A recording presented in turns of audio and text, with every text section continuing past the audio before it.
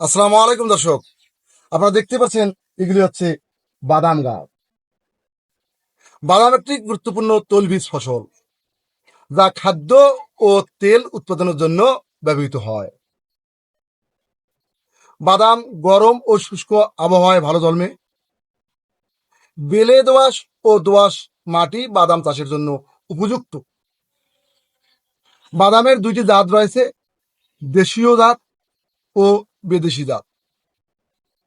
এর ভালো ফসলের জন্য ইউরিয়া, টিএসপি, এমওপি, জিপসাম ও জৈব সার ব্যবহার করা যেতে পারে।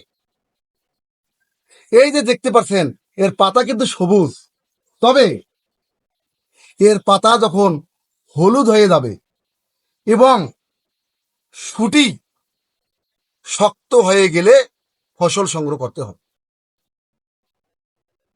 দর্শক, আপনারা বাদাম চাষ করার চেষ্টা করবেন। বাদাম ক্ষেত থেকে বিদায় নিচ্ছি। আমি আরিফ চৌধুরী।